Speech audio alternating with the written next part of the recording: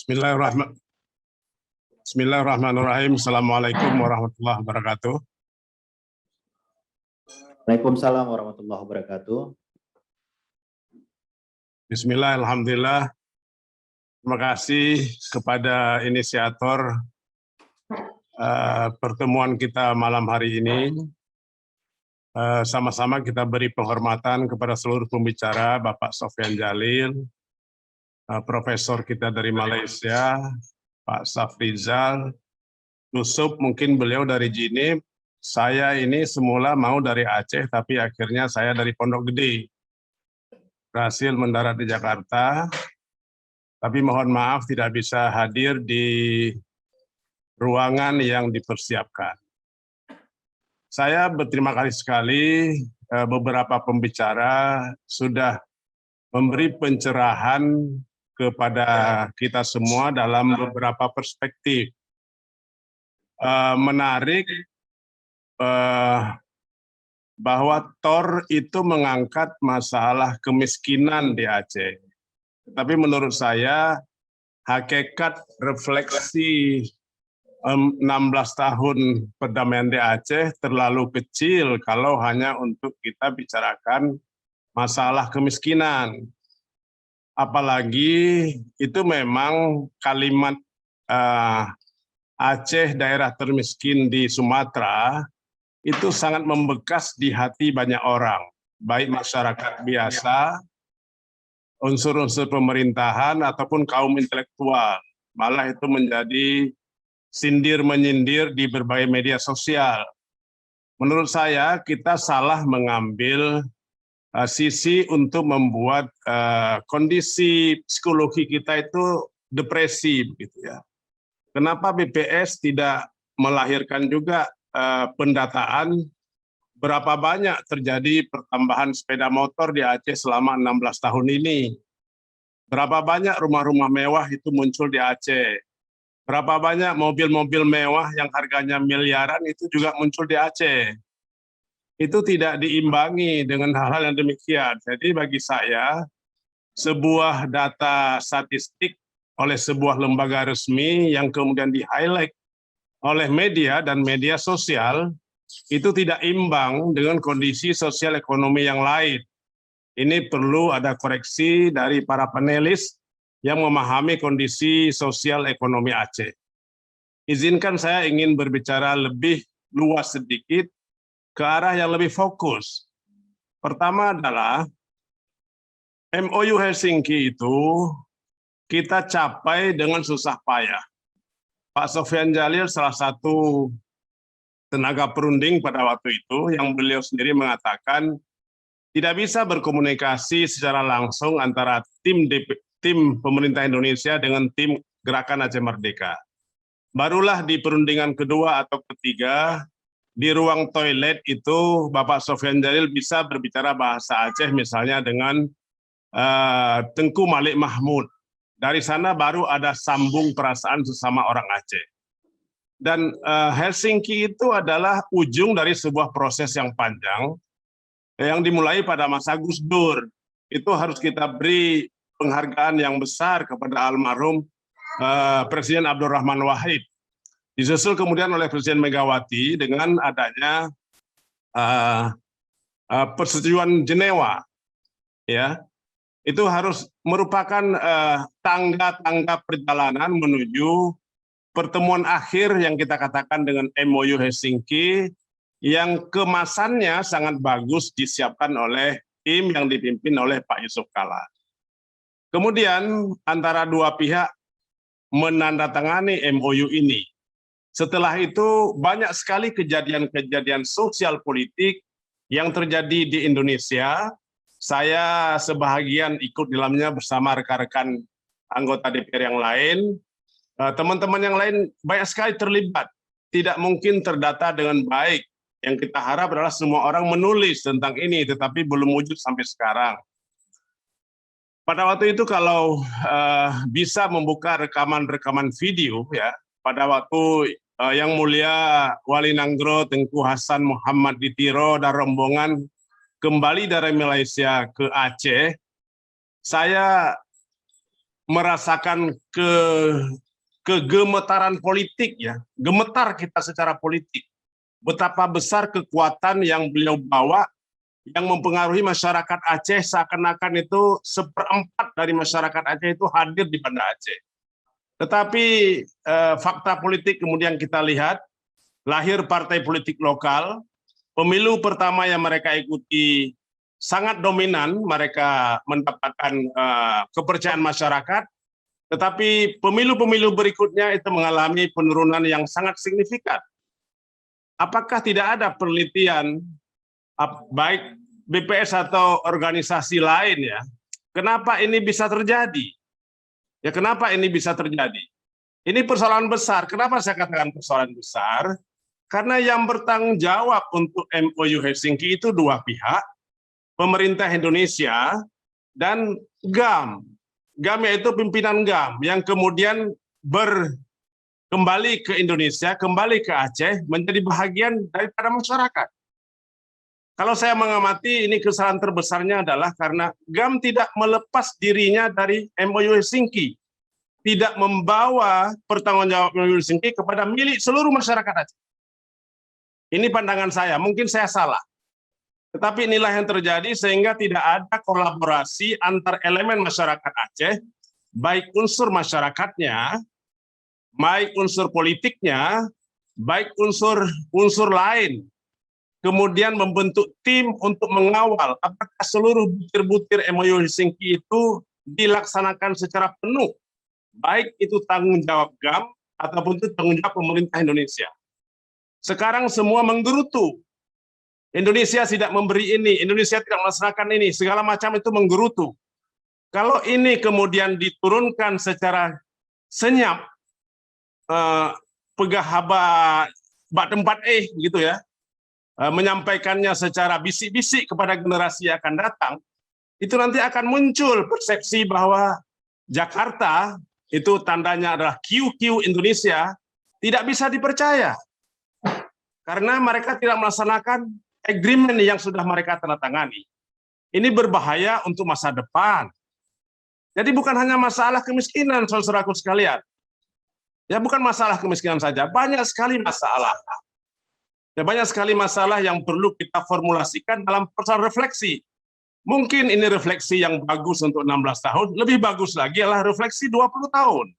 Tetapi sayangnya, jangankan mempersatukan kekuatan MOU itu dari awalnya menjadi tanggung jawab GAM, kemudian menjadi tanggung jawab masyarakat Aceh, sesama elemen GAM pun di mata masyarakat ya, mungkin tidak demikian, tetapi di mata masyarakat, mereka juga saling berebut kesempatan untuk mendapatkan kesempatan berkuasa. Ya lihatlah misalnya teman-teman yang sama-sama berunding di Helsinki, itu sampai setelah pulang ke Aceh itu masing-masing berjalan sendiri-sendiri. Jadi jangankan mempersatukan yang lain, yang sudah satu itu pun kemudian mungkin tidak begitu kompak. Maafkan saya kalau memang saya salah menafsirkan ini. Tetapi saya harus berterus terang, di usia saya yang relatif sudah lanjut ini, saya harus mengatakan ini sebagai bagian dari tanggung jawab saya kepada masyarakat Aceh yang pernah terlibat dalam urusan ini meskipun sebagai kerikil yang sangat kecil, saya harus menyatakan ini untuk mengingatkan bahwa saya sudah melakukan itu. Nah, kita semua harus memberi peringatan. Itu pertama ya. Bagi saya kenapa ini penting? Karena saya juga ingin BPS menanyakan kepada masyarakat Aceh, terutama yang di pedalaman, boleh dong buat survei. Apakah mereka sudah senang dengan MOU Helsinki dan tetap ingin dalam Indonesia, atau mereka masih ingin merdeka, ingin lepas dari Indonesia, seperti yang pernah diperjuangkan oleh orang tua mereka dulu.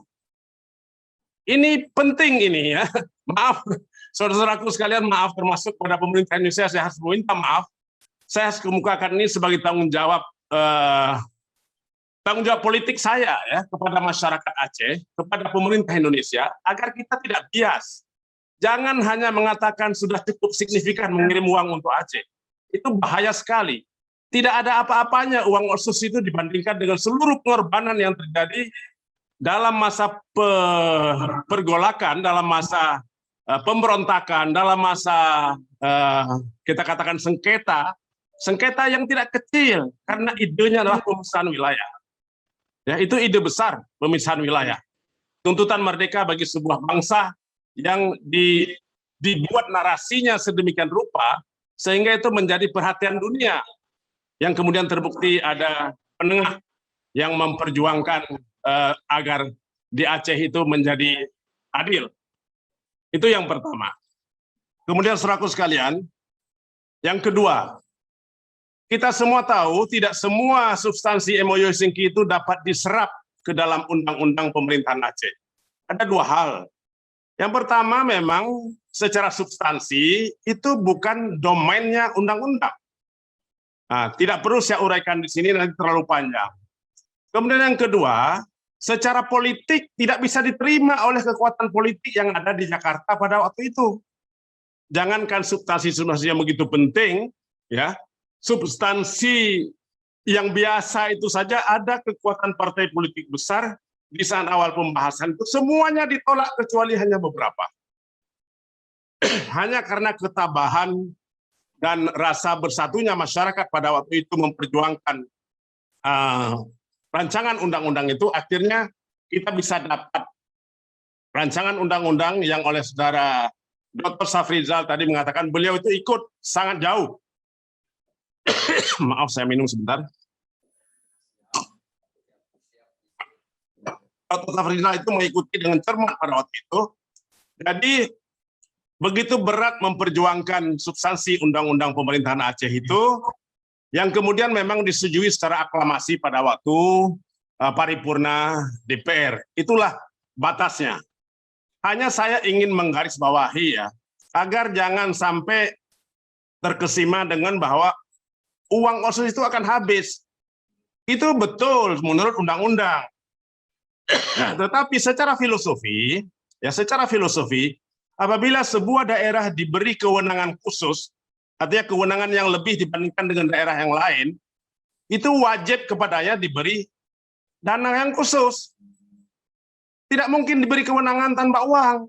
Tidak ada negara manapun di dunia, organisasi manapun di dunia, masa dikasih kewenangan untuk melakukan sesuatu, kemudian uangnya tidak dikasih.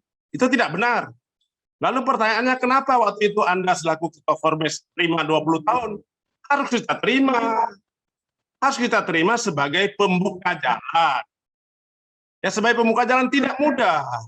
Jadi suasana politik tahun 2006 pada waktu undang-undang itu dibuat, tidak mudah. Bapak-bapak yang menceritakan tentang uang itu, lihatlah berapa besar APBN Indonesia pada tahun 2005-2006. Kemudian lihat APBN Indonesia pada masa kini. Jangan lupa, pembesaran APBN itu termasuk sumbangan karena damainya Aceh. Ya, kepercayaan internasional meningkat pada Indonesia. Jadi jangan dilupakan itu. Bapak-bapak sekalian, para peserta yang saya hormati, kalau sudah uang masuk ke daerah, pengelolaannya itu mengikuti prosedur ya, mengikuti prosedur standar nasional. Itu ada aturan mainnya. Makanya oleh karena itu jangan heran ada menteri yang kemudian ditangkap KPK karena ada penyelewengan. Di kita di Aceh pun ada contoh. 2 gubernur Aceh diambil KPK karena ada masalah. Walaupun mungkin nanti apakah ini masalah benar atau masalah dicari-cari. Ya, itu persoalan lain lagi. Tapi dengarlah, cermatilah ya, bahwa setelah dana itu masuk, maka pengelolaannya mengikuti sistem kebijakan yang oleh istilah Pak Sofyan Jalil tadi itu dikatakan dengan good governance. Ya, itu mesti dilakukan. Bahwa governance kita tidak beres, itu apa kata Tusuk. Semua kita bertanggung jawab. Yang dipilih, yang memilih itu sama. Nah, ada masalah memang begitu. Ya, jadi para peserta yang terhormat, ya, saya kadang-kadang agak meragukan, maaf ya, agak meragukan tentang angka kemiskinan itu. Saya mendapatkan data real dari sebuah desa, misalnya Gampung di Aceh, kalau ada program pemberian dana untuk orang miskin, itu biasanya berapat di Menasa. Bagaimana ini kita salurkan? Itu banyak masyarakat yang kaya, yang miskin sama saja. Mereka bilang, udah semua kita didaftarkan saja. Ini kan uang negara, sama-sama kita nikmatilah. Nah, misalnya contohnya Raskin. Ada gampung-gampung semua penduduk itu dapat Raskin. Mestinya hanya 20%. Kalau data ini dipakai sebagai angka BPS, sudah pasti Aceh akan terus seperti ini. Itu ada masalah memang. Jadi ada masalah tentang bagaimana masyarakat melihat program-program pemerintah untuk membantu rakyat miskin, yang kemudian mereka tidak terima, tapi mereka juga ingin menikmati, tidak boleh hanya kepada kaum duafa saja. Ini masalah kita. Mohon dipercepat, Bapak, mohon dipercepat. Ya, terima kasih. Memang banyak sekali yang perlu kita bicarakan. Jadi sekali lagi ya, tentang ekonomi dana OSIS itu sebenarnya dalam Undang-Undang Nomor 11 itu sudah ada pengarahannya untuk 6 subjek penting. Salah satunya adalah memperbaiki kondisi kemiskinan masyarakat. Tetapi sampai sekarang itu tidak ada formulanya. Jadi sekali lagi kita punya masalah di dalam Aceh, kita punya masalah keluar antara Aceh dengan nasional, ya. Kita juga punya masalah secara politik di internal begitu ya, di internal yang lebih kecil. Ini harus diidentifikasi dengan baik. Saya percaya kaum milenial, anak-anak muda seperti yang memprakarsai pertemuan pada malam hari ini, mungkin bisa memformulasikan. Mari kita ambil langkah-langkah yang tepat, mari kita saling mengalah untuk mendapatkan kondisi Aceh yang lebih baik. Kita punya senior, mungkin penghubung kita ke Jakarta, ada Pak Sofyan Jalil, beliau sangat ikhlas orangnya, ada Pak Safrizal, ada Pak Sekjen DPR, ada beberapa yang lain, yang akan berkontribusi untuk perbaikan Aceh. Tetapi saya mohon berhentilah hanya untuk berbicara Aceh sebagai daerah termiskin di Sumatera sebelum data realnya terungkap dengan benar. Saya berharap Rektor Unsyah nanti mungkin akan berbicara, mungkin pihak Unsyah bekerja sama dengan UIN Aceh bisa juga membuat tim survei masalah apa kita sebenarnya yang terjadi secara ekonomi, secara sosial, dan secara politik di daerah kita. Terima kasih. Assalamualaikum warahmatullahi wabarakatuh. Waalaikumsalam warahmatullahi wabarakatuh. Terima kasih.